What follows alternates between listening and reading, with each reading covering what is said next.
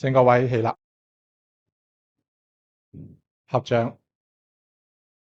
大眾志誠向釋迦牟尼佛聖像行三問訊禮：一問訊，再問訊，三問訊。讚歎其願偈，請隨我念。佛語心為宗，無門為法門。願我能透關，開悟見本來。好，感恩。請坐下。香港能忍專上學院非常感謝佢哋每次都提供俾我哋咧好好嘅地方我哋嘅組織善哉佛陀教育善哉佛法頻道喺 YouTube 係有頻道嘅頻道係有頻道嘅咁所以你哋有興趣可以睇下。咁上一次已經講咗前一 part 啦。咁其實前一 part 好緊要如果你哋對前一 part 未係好了解咧，就翻去溫書啦。繼續我哋今日禪宗參公案究竟係點樣參嘅重溫呢個要感恩以下布施功德主贊助今次弘法嘅講座排名不分先後。陳志禪居士、黃定賢居士、Mandy 居士、吳水濤居士佛光普照，功德無量。每次咧佢哋都贊助我哋啲食物飲品咁樣好有冇係新嚟唔識我係邊個？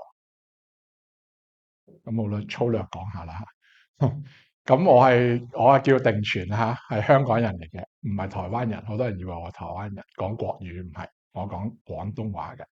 咁我個派係金頂毗盧派，咁你當係禪宗都得噶啦。基本上我哋係梁武帝個國師寶志公嗰個法門，咁中間亦都同禪宗有合聯，咁所以基本上都係禪宗我係唱功個仔啦，係咪唱功個徒弟？唱懷長老嘅徒弟我嘅受戒恩師就係仁德長老，係泰國嘅華宗。泰國華宗係大城唔好以為泰國一定係小城咁佢嘅職位係副真王咁啦職位。不過因為佢哋係漢傳，所以會有另外一個名叫做大宗長咁就我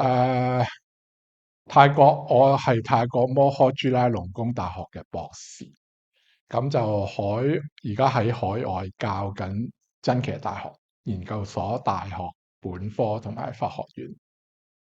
修行方法係禪宗嘅方法，主要30幾年都係用佢啦。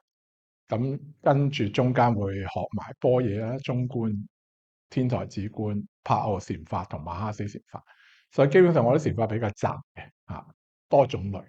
咁有好處嘅，你哋做小參有嚟過做小參就知啦。通常我唔係教一套，就視乎你哋嘅情況教，你適合邊樣我就教邊樣。咁就唔係一套套路，一定要你做咗 A，然後做 B，然後做 C，一定要有啲次序。唔係，其實禪法並唔係咁嘅，係可以跳班越級嘅。咁樣好嗎？咁就我嘅學術專門係禪學同埋佛教義理對比。著作有2本書，你哋喺出面都請到噶啦。一本就係《金剛經》8譯嘅文本比較，二派係思想為主。呢本就係佛教義理對比嘅。另外呢本咧就禪宗陳瑩，係講禪學。咁呢本禪宗陳瑩主要講禪宗嘅修法，咁但係入邊會講到其他嘅止禪、觀禪嗰啲咁係啦，有興趣可以睇下啦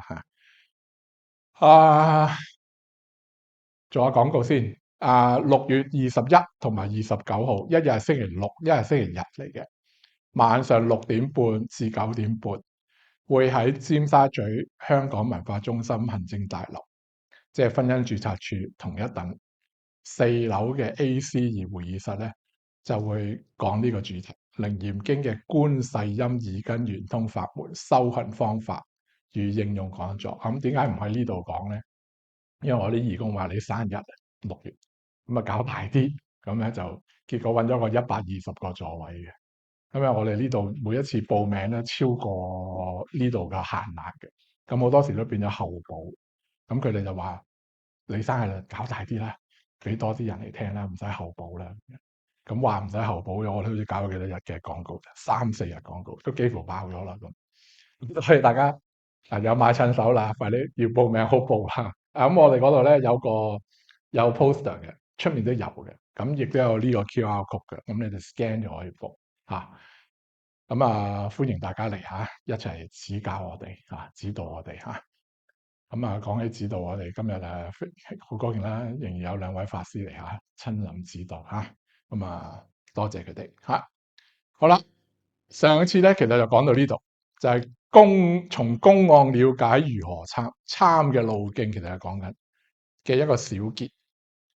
咩小結咧？就係話我哋人個心啊，當你遇到境界，你個心咧好多時會有分別，跟住就攀逐嘅。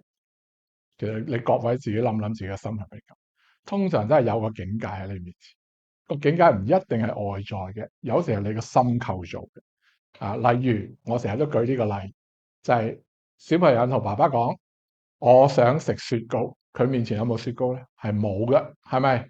但係佢心諗到雪糕呢個境界，於是乎佢就攀着想要，於是乎推動佢問出口：爸爸，我想食雪糕，係咪？呢個就係我哋眾生嘅基本心理嘅狀態，就係咁樣啊。攀着境界一般係冇問題嘅，但係好多時咧，因為境界係會變化，而呢啲變化咧係我哋難以掌握嘅，經常係。例如最典型嘅變化就係佛經成日講嘅生老病死，係咪？你唔知你幾時，你生你就知啫。阿媽話俾你聽，你邊時邊日生日，但係佢唔會話到你俾你聽你幾時病啊，幾時老，幾時死嘅。咁有啲人就即係話，誒應該到40歲以外就開始老噶啦咁樣。咁但係又唔一定噶嘛，係咪？你睇下我50幾歲啦，係咪？咁成日同啲細路仔玩埋一堆講卡通片咁，人哋都唔覺得我老啊，係嘛？好似阿 Iris 咁樣，係咪？越嚟越後生嘅，我見佢啲咁多年，係咪得了嘅咁樣？抗衰老，你咪用啲咩抗衰老嘅產品啊？好冇啊？好咁咧，但係姑勿論如何，境界嘅係會變嘅，係我哋無從掌握好多時嚇。佛法就叫無常，咁無常變化嘅時候咧，有時你想得到就冇辦法啲補啦，想佢唔出現，佢就偏偏出現。我哋通常都係咁嚇。咁呢啲咧，你哋翻去睇翻基礎佛法嗰度咧有講噶啦，嗰8種苦都係圍繞呢度，其實都係嗰個結構啊。我哋心攀逐有分別，對住境界啊。OK，咁咧禪宗就話你要參，咁參嘅路徑係點咧？其實參就上一次講過係即係見，用現在角度講就即係睇，睇就一定要睇穿咁先為之 OK。咁呢個檢視嘅意思咧就係你穿透個境界，睇咗入去你個心度，就為之參嘅第一步。禪宗嗰個術語叫做回光返照，即係你個注意力呢個光唔好去咗外境。呢個外境唔就係淨係外邊啊，包括埋好似頭先小朋友所講嘅雪糕，係佢心入邊個心境。所以我哋逢係講外境嘅佛法咧，你用五蘊諗就得。五蘊有一個係色法外境，4個係心法內境。所以喺心經就會講照見五蘊空，所以係外境內境全空嘅。咁如果你哋又想知道心經搞乜嘢咧，咁你又翻去睇心經我講咗啦，我哋都已經講咗嗰啲嚇。咁禪宗個參咧係一種特殊修行方法，佢原則上唔用啲咩道理，淨係叫你運作嘅啫，即係做 just doing just doing 呢件事。做咩咧？你就係唔好理個境界，甩開個境界，翻入去睇你個心，你就會睇到你個心咧呢堆嘢，佢就會原來如果個小朋友去睇住個心，佢會睇到，咦，原來雪糕又係我製造出嚟個影像，跟住我想食雪糕呢個我想又係我製造出嚟，全部係你個心境嘅喐動。你翻入去就睇到。如果在座各位有去過禪修啊，姑勿論你咩法門，你一坐低眯埋對眼，最初即係你初學嗰時，你就好容易發現你個腦有好多嘢跑出嚟，不停咁跑出嚟，佢唔停嘅。呢啲就係你如果能夠做到穿透境界，翻入去睇個心，你就會見到佢原來係咁嘅狀態啊。咁呢啲攀續性咧，有啲好明顯，有啲唔明顯嘅。但係無論係點都好，你會見到佢哋，開始見到嘅，因為點解啊？冇咗外在境界嘅影響，即係冇咗境界嗰 part 嘅嘢影響，你就會見到佢嚇。咁好啦，禪宗下手第一步就要穿境界，穿境界入到個心咧，再下一步就要用不思啊。慧能大師所講，上次我講過啦，不思善，不思惡。大家個注意力唔好去咗善惡度，唔係善惡嘅問題，嗰個只係話俾你聽，你有分別咁解啫，有善惡分別。你用好醜都得㗎，不思好，不思醜都得嘅，啊，不思有，不思無，亦都得，因為全部都係分別。佢講緊就係分別心，不思善，不思惡，重點係不思兩個字，即係話你見到你個心咁樣諗啦嘛，你就逆其道，唔好咁諗，just do it，淨係做。唔好俾道理自己。禪宗嘅方法就係唔用道理嘅，直接做。點樣可以不思啊？重點嚟啦，就係唔好跟佢跑。你見到你個念頭咁啊嘛？我想食雪糕，我見到我呢個念頭好強烈，跟住我唔跟佢跑，淨係唔跟佢跑，唔好起個念頭話俾你聽，我唔好跟佢跑，咁都係一個念頭。我淨係見到呢個念頭，跟住唔跟。只係唔跟啊！咁點解要咁樣做咧？如果你用學理講咧，理論講咧，就係同無為法相應，直接用無為手段處理有為啊！如果你用學理講啊，直接用空處理有，又可以咁樣講。呢啲都係學理上嘅解釋，但係禪宗唔同你講學理解釋，直接叫大家操作呢個方法，唔好跟就係方法。啊！如果你習慣咗嘅方法咧，我話俾你，好快你就可以進入直路嘅。做得到嘅話，好快進入直路。啱啱都有人問我要點樣修行啊之類，係啊，咁呢個就係最快捷方法嚟。因為不用起任何思維道理說服自己做任何嘅事，你只係做嗰件事，而呢件事係唔做就係方法，得嘛？好啦，所以咧六祖慧能大師嘅偉大就係同你講不思，呢個就係禪宗核心嘅做法。佢個操作手法就係不思啫。啊，你唔好問點解要不思啊，你一問就變成道理。啊，我哋嘅手段唔係用道理嘅。啊，記住吓。咁好啦，你一旦不思成功咧，咁會點啊？禪宗有另外一個名嘅稱呼呢個，就係你會見到本來你個心本來嘅樣。一個冇攀執嘅心本來嘅樣，所以我哋叫本來面目啊！我咁解已經咧超出咗應該要解釋嘅嘢，但係我覺得現代咧唔咁解咧，一般人唔知禪宗個諗法，就有懷疑，咁唯有就即係講多少少咁解啦嚇。但係先講明呢個本來面目咧，唔係一個道理嚟嘅，係你自己去睇。你要自己睇到先係真功夫。你淨係聽到，我本來面目就係嗰個冇攀着嘅心啊，或者冇嘢諗嘅心啊，全部都唔啱。我話俾你，咁即係你嘴巴嘅道理，你要親自見到佢，咁先得啊。咁咧，當你能夠穿透，見到本來面目，見到個心本來嘅樣，有時你會聽到真心或者自性或者自心佛性等等，都係講緊呢樣嘢啫。但係禪宗咧，通常唔用呢啲名嘅，我哋已經上次講過點解嘅。佢唔係完全唔用嚇，但係好多時講到修行面咧，佢就唔用，佢就寧願用本來面目或者嗰個東西嗰件嘢。我哋現代話一定義去學，最中意講啊嗰件嘢係咪？嗰樣嘢嗰一物啊，咁華陽大師最近講到說似一物即不中，你話係一物都唔得。嗰樣嘢不能描述嘅原則上，但係唔描述，大家又好似冇方向啊。所以禪宗嘅大師教大家禪法嘅時候咧，就會用本來面目啊，似一物啊，那個東西啊等等去講。點解用呢啲字眼啊？因為呢啲字眼好抽象，你冇辦法捉摸，冇辦法攀着佢。如果話俾你聽，嗰個東西你點攀啊？你都唔知係咩東西。係咪？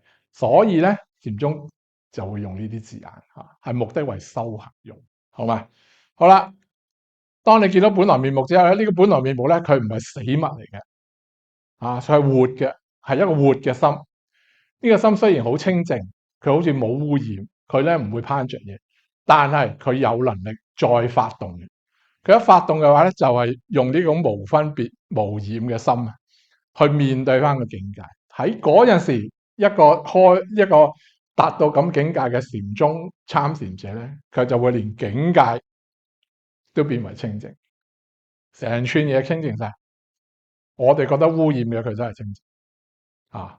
如果你有睇《維摩詰經》，其實都形容咗呢個啊。我哋凡夫睇世間係有好多山啊，咁啊凹凹凸凸。世尊睇嘅山嘅世界係平啊，佢都係描述緊呢個道理啊。咁喺咁嘅情況，你達到啦，就叫做禪宗所謂嘅開悟，其實就係你即使有一剎那、一段好短嘅時間達到咁樣，都係開啊。開悟之後，你係咪就已經成佛咧？嗰一刻係嘅啫，但係之後就一定唔係。通常點解會唔係咧？因為我哋有習氣，我哋習慣性唔係咁樣處理法嘅。我哋嘅習慣性係同頭先個小朋友一樣，好多時都會出現我想食雪糕。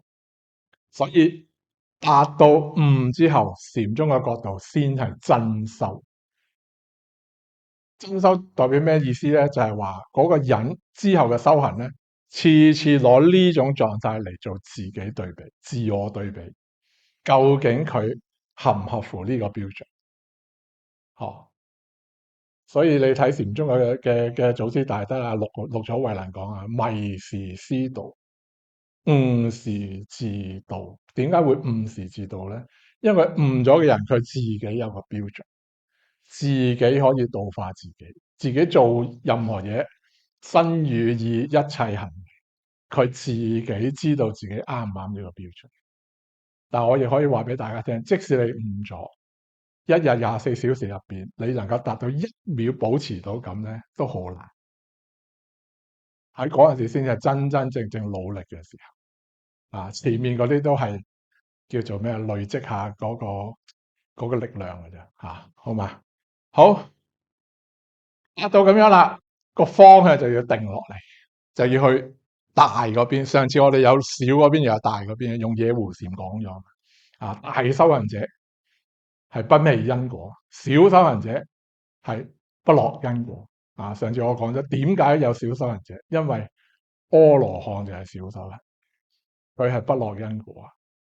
佢證咗阿羅漢之後出三界不再翻嚟，一切業力追佢唔到，報唔到仇啊！正所謂冇東西俾佢作為報仇嘅報題，所以嗰種咧一樣係佛法，不過咧喺整個佛法嘅角度講，佢屬於小嘅修行。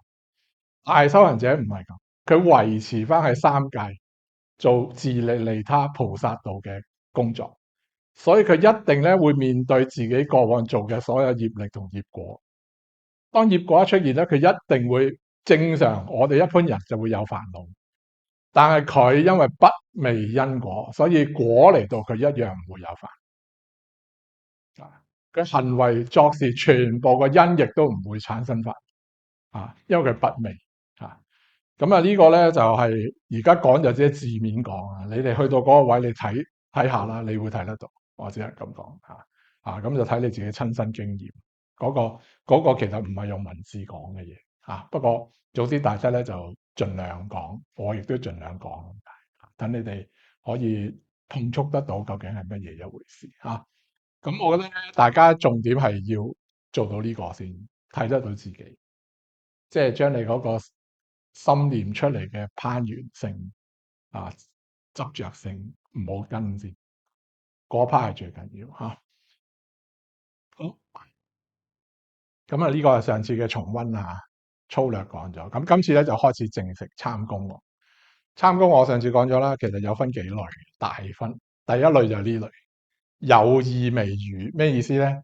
祖師大德講句說話入邊咧係有意思嘅，字面意思、內涵意思係有嘅，但係有啲公案咧係冇嘅，無厘頭嘅可以講嗰種仲未係最深，最深嗰種公案咧就係表面有意思，實際冇意思嚇，係啦表面有意思，點解要表面有意思咧？佢一招出兩個作用，一個作用幫你截斷，另一個作用咩咧？引你上釣，俾機會你睇你個心有冇上釣。我哋啱先就講到啦，今日時間好緊迫，所以我哋先講第一種嚇，係有意思嘅。咩叫有意思咧？就係呢啲參公案咧，主要係做截斷心流同埋檢證功夫淺深用。所以祖師大德用呢個情況嘅時候咧，好多時會用有意思嘅。咩意思咧？就係咁嘅意思。我哋頭先呢個圖大家睇到啦。咁你去到呢個想穿透境界，假設若然你冇辦法穿透外境，回心檢視，喺呢個時候，仲有你話要不思入邊呢啲攀俗性啊嘛。如果你冇辦法穿透內心分別攀俗性嘅習慣嘅時候，你就要用截斷嘅方法，就係即係頭先講，你唔好跟佢走。你自己做唔到啊？我哋人好多時做唔到，先講明啊。你哋自己問下自己得唔得？我見到我自己係諗緊嘢嘅，嗰個衰人我係諗緊呢樣嘢，但係我有冇辦法唔跟佢諗落去？好多時都唔得，係咪？但係我話俾你聽，開咗悟嘅人好勁噶，佢睇到你唔得，咁佢就會用方法幫你。上次我舉咗一個例，小朋友話都係嗰個，我想食雪糕，係咪？我舉咗咩例啊？跟住爸爸同佢講咩？咩話？俾架車仔唔係，上次我唔係用呢個舉例，我話你睇下對面有間麥當勞。你諗下，小朋友一聽到個爸爸當然知佢好中意食麥當勞啊，係咪？一同佢講對面有間麥當勞啊，佢心入邊我想食粒糖呢個念頭仲有冇存在？你哋自己諗諗，冇存在。不過佢會轉移咗去咩啊？麥當勞，去咗轉移咗去麥當勞度，係咪？唔係港島區嘅麥當勞度啊，轉移咗喺麥當勞嗰度，對唔對？禪宗嘅呢啲有意味公案，甚至後面講嘅無意味公案，都係類似咁嘅方法。佢用一樣嘢轉移咗你嘅念頭，但係其實個要求係咩咧？你淨係轉啫，唔好去咗麥當勞。唔知你哋明唔明我講咩？明啊？咁啊，似好淺白講得明啦，係咪？其實公案好大，我諗80%嘅公案都係圍繞呢個，就係講祖師大德用咩手段幫佢嘅弟子截斷。而有咩意味嘅公案咧，全部喺古仔入邊講嘅人物相關嘅問題嚟嘅，即係佢哋嘅問題。但係我哋可以從中學習，所以參公案就係咁樣其實唔係咩神奇嘢，只要你明白頭先，我想食粒糖或者我想食雪糕，同對面有間麥當勞，你就知禪宗高手教咁。但係小朋友冇辦法話唔食粒糖，佢個心念就斷嘛，冇辦法唔跟，係咪？如果有時我哋喺街會見到個阿爸話食咩糖啊，就係食飯咁鬧嘅，係咪？咁佢點啊？我唔制，我係要食粒糖，我係要食雪糕，係咪啊？死女！我見過好多次啊，地鐵站坐咗喺度喊，係要食雪糕或者嗰啲小朋友，我要抱抱，我要抱抱，係咪？咁你實見過啦，你嘅兩個仔細個有冇咁啊？有我要抱抱，咁你同佢講咩？阿媽好攰啊，你唔好要我抱啦，即係之類，即係類似係嘛但係你同佢解釋，佢唔制啊，我係要你抱，係嘛？佢死女啊嘛，係嘛？咁你就話唔抱啊，阿媽最多買份玩具俾你啊，你中意咩啊？超人啊，鹹蛋超人好冇？咁佢就係有鹹蛋超人，佢就唔喊。呢個唔係我話俾你聽，公案入邊咧有一條公案，我呢次冇擺出嚟。就係問阿馬祖道一大師啊，你話即心自法係為咩㗎？佢話為止小兒哭，為咗止細路仔喊，所以咁講。如果你以為佢即心自法係有意思嘅咧，我話俾你聽，你就出咗差錯。喺呢啲高手眼前咧，唔係咁樣用嘅。佢哋呢啲説話全部係為子小而哭，為咗阻止小孩子喊，其實就係截斷。你截唔到啊？我幫你截，我俾樣新境界你，等你願意截咗你原本嘅心啦。不過我哋人就係咁嘅，好多時就係而家我唔諗食雪糕啦，不過我就諗咗麥當勞。好啦，咁我哋睇下下邊點樣喎。好啦，只要你呢個截斷心流做得成功，其實呢兩個步驟就成功啦。咁你就有機會睇到個心嘅本來面嚇。咁啊，假設而家你睇到啦，咁跟住就一條線咁做晒之後嗰啲嘢啦，係咪？之後嗰啲你都知啦。咁喺呢度時候咧，成個結構，祖師大德亦都可以出一啲招嚟檢證你功夫前一心。啊，上次我同大家提過，我師傅最中意玩呢啲嘅。啊，行冇兩步頂住，咁樣啊，或者咧冇失驚無神，唔係邊個冇熄燈，電費好貴啊，係咪你？係咪你？係咪你？係咁張住你喎？咁明明我啱啱翻，點解係琴晚我冇熄燈咧？我啱啱翻嚟啫，我琴晚都唔喺度，係嘛？但係佢就係咪你？係咪你？係咪你？係咪你？就揾你嚟教啊？明嘛？嚇咁你如果上去吊你就賴咗嘢啦，話你知。如果你個心起心動念，你個老人家做乜鬧我？唔關我事啊！你或者仲同佢駁嘴添，咁啊賴好多嘢啊！咁所以咧呢啲咁嘅高手咧，無時無刻喺度咧突擊出現啦啊！你睇我爸成日話，哎呀，好似我師傅俾人激到喊咁，佢喊就做俾你睇嘅，睇下你上唔上吊。你真係覺得佢喊就你上吊啊！佢哋啲高手係。即係你都唔知佢搞乜㗎，如果你唔知佢呢個玩法，話你聽啊，好嘛？OK，好啦，咁啊，大家知道結構啦。哎，呢個就應該大家識個公案，咩公案？係係啦，嚇梁武帝同達摩嘛，大家都識啦，係咪？咁我哋咧個做法咧就咁嘅，一邊問你一邊答啊。阿梁武帝咧，嗱呢啲真係經文入邊講，佢又話我啊，朕即位以嚟。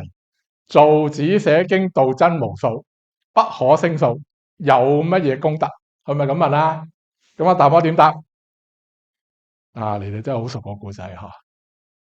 達摩就話並無功德，你都識啦，係咪？咁跟住梁武帝點問咧？啊，佢係咁話，點解冇咧？係咪？唔係佛經話有嘅咩？你哋見我嗰張紙都寫住咩㗎？我寫咩我都唔記得我寫咩。積聚福德，少少無區啊嘛，係咪先？咁有啦，點會冇咧？係咪？你話冇啊？你咪玩嘢啊？係嘛，大師吓咁咧？阿大師又咁講喎。誒，呢啲係人天小果有漏嘅因，睇嚟有，不過係冇嘅吓。睇嚟有，不過係冇嘅吓。其實係冇嘅吓。其實係冇嘅吓。咁呢啲字你哋識唔識解啊？人天小果即係話咧，係世間嘅一啲小因小果。即係積聚嘅福報好少咁啊，咁咧係有漏嘅，而且係啊，所以你哋要無上布施啊！咧點解我懟呢張紙出嚟咧？真係鼓勵大家，知唔知啊？即使你1蚊，我話你聽，你俾我幫你去發揮，將來個 interest 啊，interest 即係英文 interest，即係中文咩啊？利息係啦，個利息你就大件事，我話你知。你買隻長江實業係咪紅藍籌？派息4厘嘅，係咪好過你買間樓？係咪啊？咁樣計，即係所以咧，但係呢啲咧，你唔好執着。只要你唔執着咁樣布施咧，自然佢個福德就無量，功德亦都無量。但係佢話俾你聽，你其實個意思就係你執着咧，呢啲係有漏啊，你執着就有漏，唔執着就無漏，係咪？道理係咁啊，道理係咁講啊。咁所以佢話你睇嚟有啫，其實冇。咁阿梁武帝點咧？信唔信咧？死都唔信。跟住佢講咩？咁乜嘢叫真功德啊？咁你講到咁樣樣，咁啊達摩又點講咧？佢話正知妙明，體自空寂，咩意思？咩叫正知妙明？睇字空值，話要解釋你要解釋三堂。簡單啲講就係清淨嘅智慧，佢嘅妙用，你嘅內在係明嘅，唔係無明嘅。但係咁樣解最簡單嘅解法即係你做呢件事係用清淨嘅智慧有妙用呢啲布施嘅但係咧你嘅心咧係明，唔係無明，所以唔會執着佢你內在呢個講自性即係你嘅自體，你個佛性咧，你個心咧係空寂嘅，係冇執着。其實講嚟講去就係淨係做，just do it，你唔好有執着。佢話，但係咧咁樣嘅功德咧，你如果你想喺世間度求得到咧，係冇可能。因為呢啲你達到個果嘅，達到呢種情況，嗰個果咧都係出世間。咁好啦，聽落都好有道理。咁跟住佢就話，你講到呢啲就係聖人嘅嘢啦。咁所以佢就追問，咁乜嘢叫做聖諦第一義啊？因為中國佛教好多時將空列為聖諦嗰邊嘅聖諦第一義。咁達摩就話確然無聖，咩叫確然啊？即係阻滯盡除嘅意思，等於悟後悟咗之後，你悟咗之後就冇啦就唔會有呢個無聖係咩意思啊？無聖人無聖人，邊個認為係無聖人嘅？請舉手。唔敢話係咩嘅舉手。唔敢話係咩嘅簡單講啦，即係點啊？咁樣解就係冇。佢呢個意思，我解一次冇凡聖嘅分別，得唔得？冇凡，亦都冇聖嘅分別咁是真真正正嘅出世間無逢係我哋講中道嘅無，你哋唔好以為係有無呢個對立面嘅無，唔係，係有同無呢啲世間嘅兩邊嘅執取，兩邊執取嘅對立都無執着，所以叫做無，得唔得啊？係出世間嘅嘢嚟嘅，好嘛？如果你嘅心境達到呢種無嘅狀態，你就冇分別心，就係不思善不思惡，你冇分別心，你冇分別心，你就好自在，你個心係清淨。呢個清淨嘅心咧，就等於一個杯係空咗，你想倒咩落去都得，咖啡就咖啡，橙汁就橙嗰個人口渴，我就倒杯水俾佢飲嗰個糖尿病嘅，我就唔會倒杯橙汁俾佢，係咪？亦都係倒杯水俾佢飲之類，得唔得？即係你就會運用呢隻杯去救人，去幫人嗰個就行菩薩道嘅問題。所以要達到呢個無係好高嘅，好高好高嘅學問咁跟住佢仲唔順氣喎？佢就問：而家你邊個同我講緊嘢究竟邊個同我講緊嘢？咁達摩點答佢咧？唔知道定義嗰個派係最終講啦don't know don't know，只是不知只是不知。我哋師父就不要理他，呢個他唔係外境係你個心嗰串念頭，要理他即係唔好跟佢跑，道理係一樣不識唔知道。咁你哋覺得係咪達摩好勁？係但係佢點勁法咧？有冇人可以解下？有冇人想解下？解中我俾500蚊佢，真噶？咩咁難賺易過帶你去麥當勞啦，係咪冇真係冇。咁就學理解，唔能夠話唔係，亦唔能夠話係。問題係咁，唔係。如果你咁樣就定好，一陣間我有一個反例俾你哋睇好，先講呢度啊。咁啊，梁武帝當然就唔知佢講乜啦，不省言辭，佢完全唔知佢講乜。大家留意下呢度，全係向外境攀緣，執有啦，執有真啦，執有聖人啦，執有人我，因為講咗誰，係咪？全部係執有，結果達摩用咩同佢對啊？全部用呢啲嘢嘅反面嚟對。嗱，先講明啊，反面嚟對。佢話就愛嚟對破梁武帝嘅執，用無非實嚟到對破你嘅執有，用淨明空寂嚟到對破你嘅真啊！你有真即有假啦，佢哋用清淨嚟到對破你真嘅，等於慧能大師講嘅不思真不思假，重點係不思度，得嘛？好啦，你執有性嘛，佢就用無性對破有性啊。咁你執人我嘛，佢就用不識嚟到破你人，呢個係對破作用。點解我話對破作用咧？一陣間再講啊。先用圖解下呢個先。梁武帝個境界就係呢啲，係咪？佢個心係咪執呢啲？執有係咪？其實就係你頭先嗰啲圖啫嘛，將呢啲套翻落去咋。好啦，而家達摩點啊？佢嘗試以無嚟到截斷你嘅有，係同你對着幹嘅。逢係禪師嘅公案就係用呢招啦。你話雪糕，我話麥當勞，同你嘅境界執緊嘅境界係唔一樣嘅嘢，見唔見到？唔一樣，係對住嘅，好嗎？一陣間你會睇到點解我咁解釋噶啦。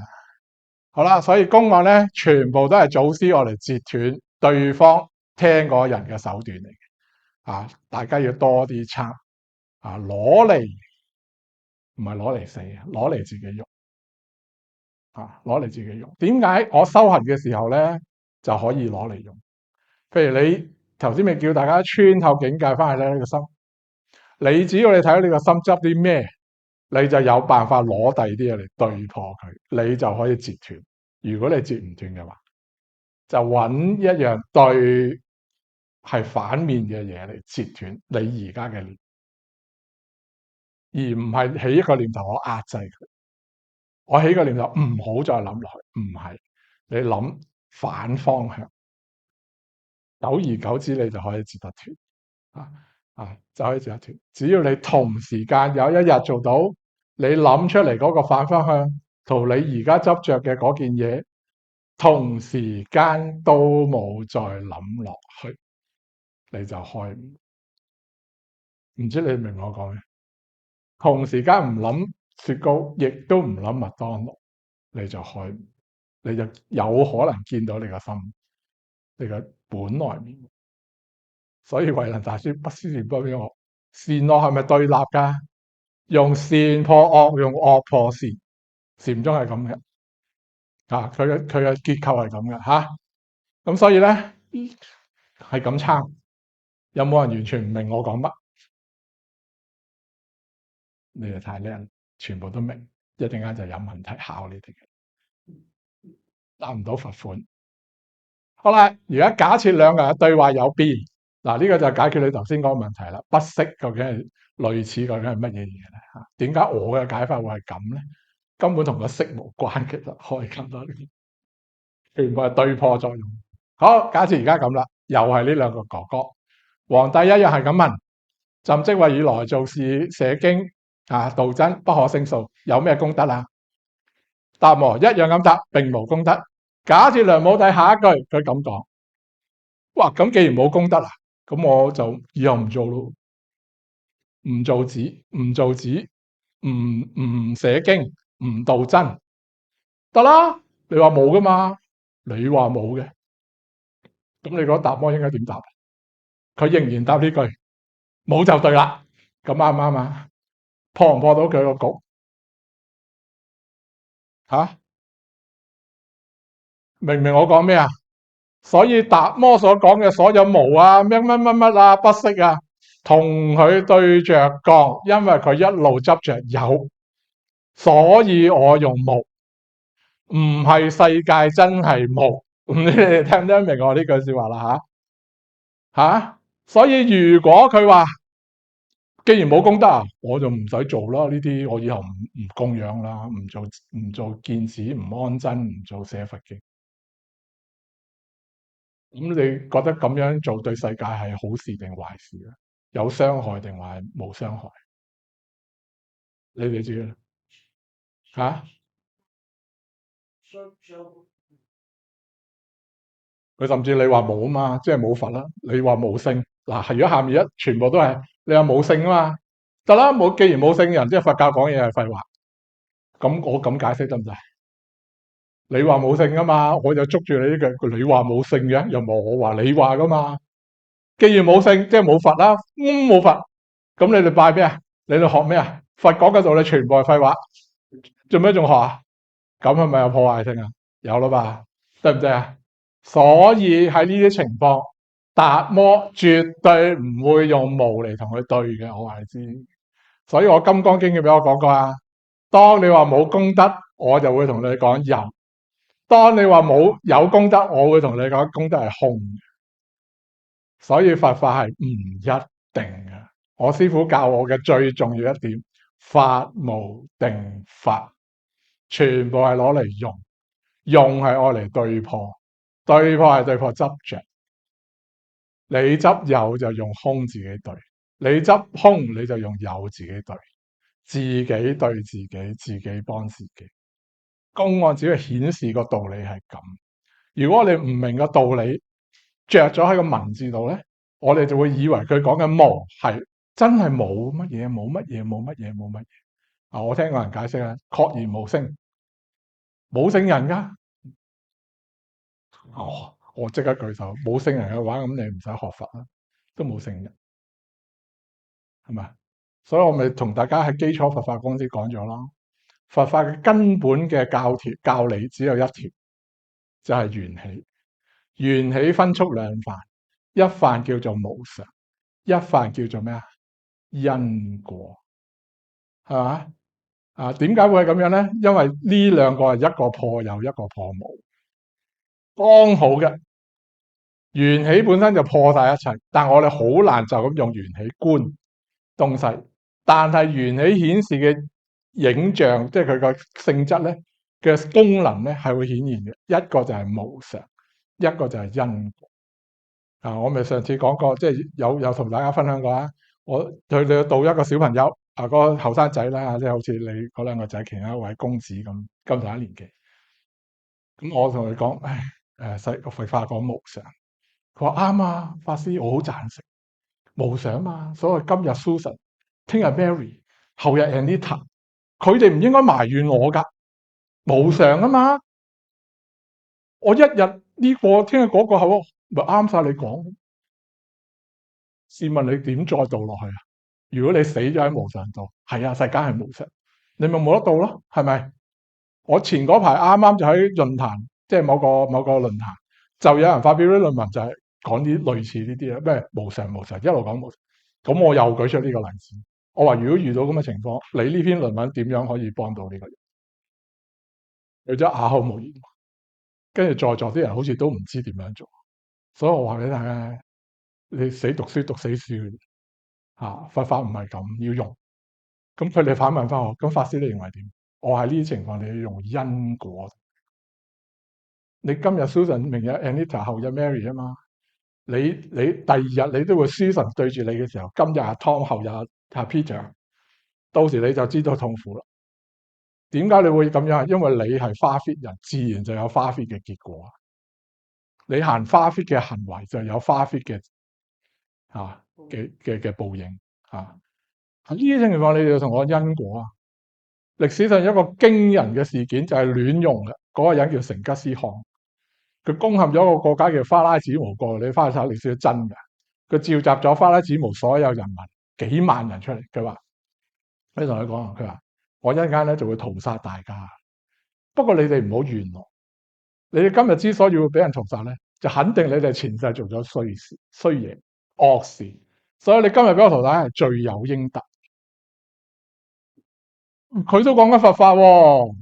啱啱佛法係咪講係咪因果啊？佢就用因果啦，係咪？但係佢嘅因果用咗喺人哋度，冇諗下喺自己度，係咪？喂，喺呢個情況你係點啊？你個因果唔係亂用啊，係咪？唔係亂用啊，所以佛法世尊又好，祖師大德講嘅嘢又好，全部嗰啲道理啊，如果你用錯，佢全部係邪法。真㗎。所以我師傅又係有一個金句啊，大家學啊，真啊，好嘢。佢話啊，如果你懂佛法啊，點啊佢啊，如果你係啦，你係懂佛法嘅話，邪法就變正；如果你唔懂佛法嘅話，正法就變邪法。有冇道理？你諗下成吉思汗呢個故仔有冇道理？佢一樣講因果啊，但係邪用，所以就係邪法。點用先係重點啊！所以達摩講無係對破佢有，但係萬一佢中間突然間好似懶醒，你話冇嘛得啦，我就係想聽你話無啫，即係等於嗰個後生仔一樣，法師你話無常得啦，我就係想你話俾我聽無常，我心入邊一啲就冇內疚感。今日 Mary 飛，聽日 Susan 飛，後日 Anita 飛，我冇內疚感啊，因為無常嘛，係咪啊？佢一樣解脫噶，嚴格嚟講係咪啊？都有某程度嘅解脫嘛，係咪？但係佢係邪法，雖然佢係講緊佛法，OK 嗎？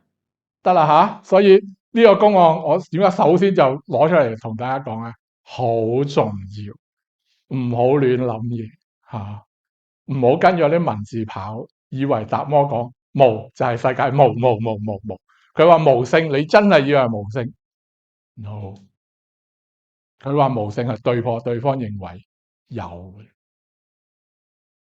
啊。OK，好啦，所以咧佛法並唔係死教條。更非為咗解釋世界，我哋唔係話俾大家聽世界係無常，唔係個無常係對破我執着常，所以要講無常。唔係我講啊，你哋翻去睇佛經啊，大智度論就已經有講。大智度論話佛陀講無我，唔係為咗話俾大家聽係無我，唔係，係為咗對破我哋執着我。所以佢話佛陀有時會講無我，有時會講我。點證明啊？佢講無我嘅時候，講無常咪相應無我。佢講有我就係咩啊？講因果咪相應無我咯。你諗下，如果講因果冇我，幾大件事？你今日做惡事，下一世輪迴翻嚟受報嗰個唔係我，係第二個人。咁我今世怕咩做惡事啊？散放放咩都做得啦，係咪？反正下一世投胎翻嚟，甚至佛教講話剎那生滅噶嘛，所以無我啊嘛。我呢一刻殺咗個人，下一刻嗰個唔係我嚟。如果一個人咁嘅觀念，佢咪神經病啊？你諗下係咪？所以唔可以咁樣。佛法大家記住，唔係解釋世界，係愛嚟俾大家破自己嘅執着，好嘛？所以咧，執有係煩惱，執無執空，亦不見得就會自在。所以呢個有我提醒大家，或者你哋有嚟聽我講咗知，我經常講呢樣嘢啊，你哋唔好執任何一邊啊。禪宗不立文字，教外別傳，所以參禪咧係一種純粹嘅操作嘅修行方法，目的係只為咗破執息滅煩惱嘅啫。除咗呢個目的之外，冇其他嘅目的。所以禪宗高僧講嘅任何一句說話，並非解釋世界係點嘅，通常都唔係。打磨嗰一串，全部都唔係。如果你以為佢講無性，就係真係冇聖人。如果你解釋為冇聖人與凡夫嘅差別嘅分別心，仲可以勉強講得去。而實質嚟講，我話俾你聽，呢句根本就係愛嚟破對方嘅，用一個有意思嘅無性破對方有意思嘅有性，有聖人啊個意思，得唔得？佢全部係對破用嘅。啊！如果問你同我傾緊偈係邊個？不識係破你認為有個人同你傾緊偈，得唔得？有冇人完全唔知我講緊咩？知唔知我講緊咩？少少啊，少少明都好噶啦，得噶啦嚇。唔使全明，好嘛？未講完啊。咁咧就雖然咧咁樣嘅方法好容易學，但係好難精。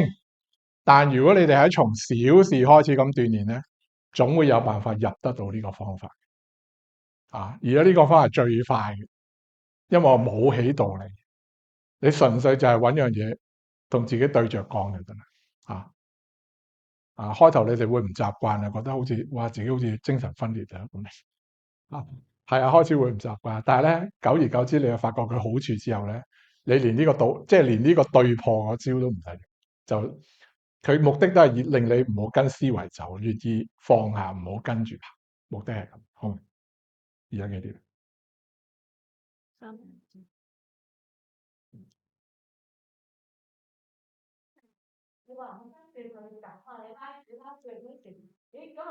拉咩啊？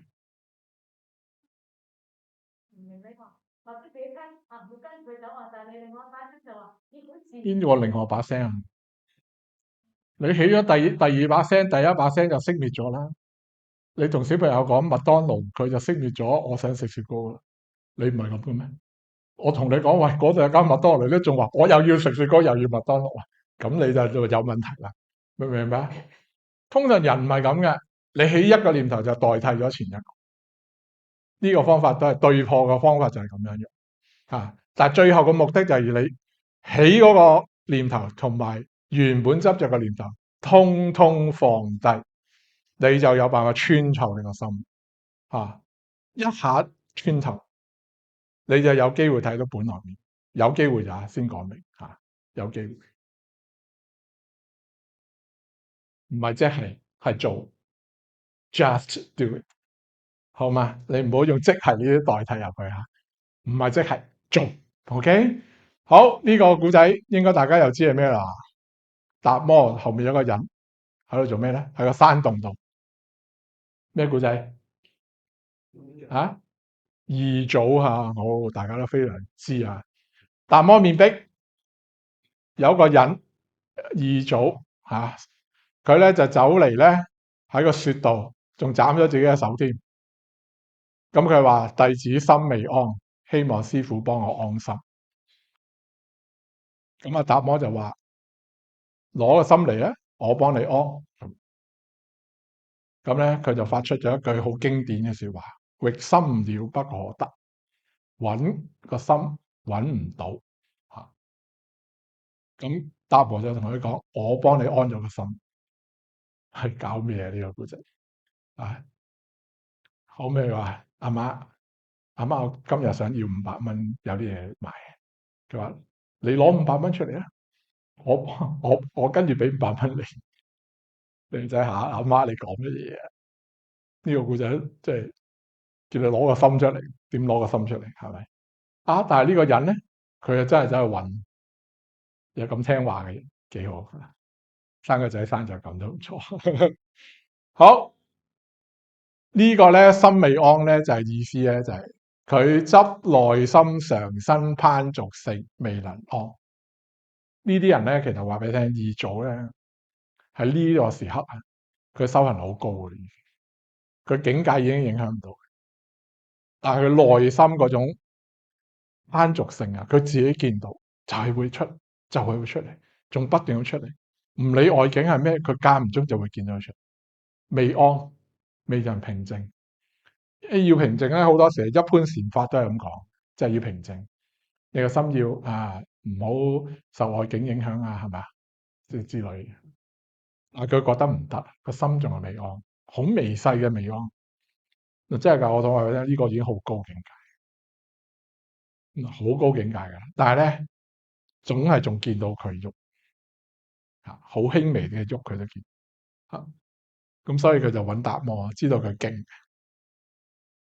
咁正常人會點答你收止觀啦，觀呼吸跟住點集中精神，或者係起般若觀如此這樣那樣，係咪或者用唯識用唯識，你觀晒呢100個心心所法8法跟住觀到落去咧，最後剩翻六個無為法，咁咧你個心就安樂，點，好有好多道理係咪？但係達摩就冇道理，居然講一句攞你個心嚟啊，我幫你安啊咁樣，係呢句説話，你覺得心未安，佢就同你講攞你個心嚟，係咪又係一種對着幹嘅，有種意味喺度？唔知你哋掌唔掌握到我講咩你覺得你個心未安，咁你攞出嚟啦，我幫你安，係係係，但係呢個咧係有一個深層次嘅禪，即係尤其是禪宗嘅禪修方法特點嚟嘅，因為你已經去到心入邊，穿透咗境界啦，入咗個心啦，而家你要不思，但係我嘗試不思啊，嘗試咗好耐好耐好耐啦，但係個心仲係好似有嘢思，就係呢個問題。呢個已經好高層次禪修方法已經修到好好噶啦，其實慧可已經係非常懂得禪修，即係起碼都懂得參禪。佢已經入到個心好深層次，見到佢仲係有安嘅狀況，即係喐嘅狀況咁佢就總係唔知點處理。咁嗰個人就叫你，就有達摩叫佢攞心。咁佢咧就真係走去揾喎，結果佢係揾心，佢係咪話揾唔到咧？究竟呢句？大家記住啊！呢句説話係不可，其實又唔係解釋為揾唔到嘅。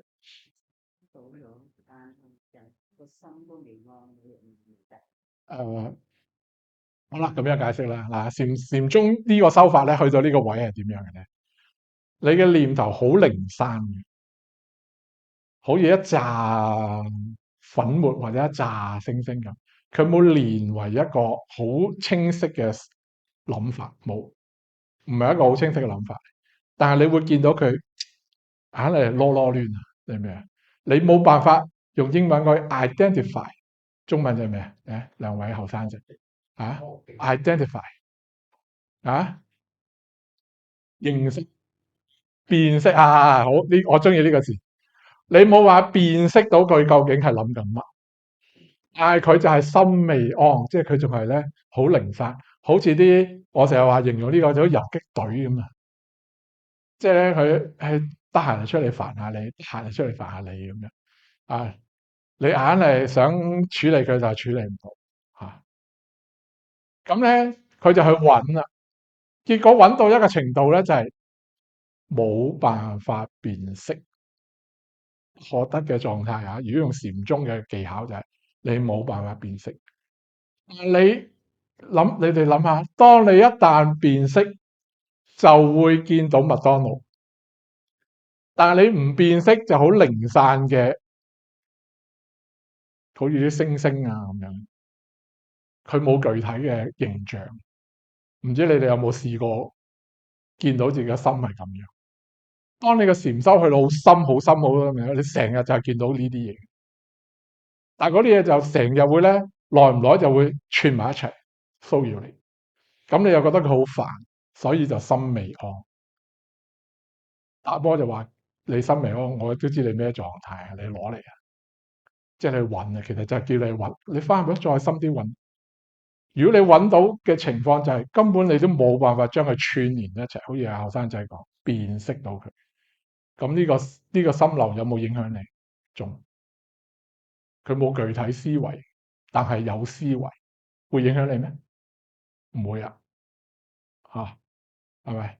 即係個小朋友嗰個雪糕嗰個形象仲未清楚被辨識係雪糕，佢點會講話爸爸我想食雪糕？唔會，明白？唔代表冇思想喎，得唔得？佢唔係冇思想，但係呢個思想唔構成嚴重威脅，甚至根本唔變成一個形象對你進行威脅。咁解釋可能你哋會比較掌握得到一點。喺呢個情況就係域心了不可得，唔係沒有心，係有心。好似頭先佢話不識係有識嘅，但係呢個識不構成具體形象，唔產生你攀着嘅可能性。咁所以達摩咪同你講安心境，所以你唔好追求你個心要冇，唔係，而係追求你個心用禪宗嘅講法叫清淨，佢唔構成一串心流就係 O K 嘅啦。點解要咁咧？因為你呢個心啊係將來行菩薩道要用嘅。如果你滅咗佢嘅話，對唔住啦，你只能係一個小修成者，入阿羅漢、正阿羅漢，跟住出三界不再嚟，你就不落因。所以全部貫通嘅禪宗嘅思想，唔知大家明唔明我講咩？大概明。如果明心不覺得即係話嗰個字清佢清晰嘅話，入邊啲後邊呢句安心，安心係唔重佢，唔成立啊？係，但係根本達摩知道佢唔係呢種狀態，即係只係一個層次咁落嗰啲明白就喺其他方面先。一個一個層次啊！你唔一定係要經過呢個層次，有啲人一次過穿晒，係。但係個重點係你唔好俾啲零散嘅心，你唔好將佢變成一個念頭，你唔將佢組織為一個念頭，其實佢就冇傷害性嚇。如果用禪宗咧，佢啲公案都叫域個無，要揾到無。冇咩啊？冇念頭，但係個念頭唔係我哋一般講嘅話，冇咗個心，唔係，你個心喺度，你要用嘅就可以用嘅，但係呢個念頭唔構成俾你攀着嘅對象，唔係一個攀着性質嘅念頭，咁就得噶啦。其實得唔得？好，已經夠鐘啦。不過我哋咧講埋呢個圖先啦。所以咧，達摩就有一句轉語截斷咗佢呢個諗法啊。同埋引導佢去做呢件事嚇，所以咧佢內心雖然經常生出攀逐性，但係好難揾得到具體嘅心貌啊！我呢度解釋嘅心貌，即係就係你能唔能夠將佢串連一齊啊？具體地俾你發現，你唔將佢串連就得㗎啊！所以頭先話，如果係一個念頭，我要截斷佢。咁呢個念頭就好具體啦，係咪？呢個咁具體嘅念頭就係其實係一個有威脅性嘅心念嚟。呢個心念當下雖然有些少修行上嘅功用，但係你咁樣訓練你個心咧，喺佛法嚟講係冇作用嘅。即係你習慣咗佢就係起念、起念、起念啊！但係禪宗嘅修法唔係，係習慣佢咩啊？念係有喺度，但係唔變成一串。啊，唔知你哋明唔明我講咩啦？你收到嗰位，你嚟揾我啦，我再詳細同你講，好嘛？咁所以咧，佢話既然冇具體心貌，咁又點需要執着心未安咧？嗰啲零零星星嘅嗰啲念啊，剎那剎下生滅嗰啲啊，未變成一串念頭，你理鬼佢啊！即係簡單，唔影響啊，唔影響啊！小朋友一路唔會發出嗰句我想食雪糕之前嘅嗰堆念頭，使理佢咩？唔使理嚇，以禪宗嘅角度，好嘛？所以叫心安心極嚇。用圖片就係咁嘅，佢冇特定境界，但係佢發現佢嘅心咧係咁嘅，好活躍嚇，有啲零零散散嘅嘢，但佢又唔知佢係點，即係未組織得到佢出嚟。其實咁就啱啊，因為點解？如果你組織到，咪變成一串念頭咯。所以你諗下，慧可係咪已經去到好深？佢已經一串念頭冇咗，佢哋冇根，但係仍然發現，咦，佢背後原來仲有些啲力量。但係嗰啲力量間唔中就會騷擾，咁所以咧，佢就想嗰啲都清除。但係達摩大師話俾你，你冇需要清除，你畫你一路揾，你揾嚟揾去，佢冇連成一串就得啦。嗰啲根本你唔使理嚇，得唔得？咁所以咧，達摩就用一句轉語截斷咗佢嘅攀逐性，叫佢去揾，即係等於你翻去睇一睇你個心，睇下，因為叫你睇嘅過程，你就可能將佢具體化啦。但係你睇嚟睇去都不可得，即係冇具體化啦。咁你咪安心啊！最重要佢唔好具體化啫，佢具體化就會影響你貪嗔痴就會出嚟啦。你冇具體化就得啊。咁所以咧就冇咗嗰個念頭，所以呢個咧就係成功截斷嘅公案，同梁武帝嗰個不一樣。梁武帝嗰個係不成功嘅，係咪？每一句佢都啄住，認為係冇係有，答案就不斷要講木，係咪啊？咁但係呢一慧可係識得收核，所以佢知道原字。梁武帝唔知，不省原字，係咪？差別就係呢度。所以你機唔機警啦？祖師幫你截斷，你能唔能夠借佢嗰句説話，借佢把刀斬斷自己嗰個念頭，就係重點，好冇？咁我哋休息一陣。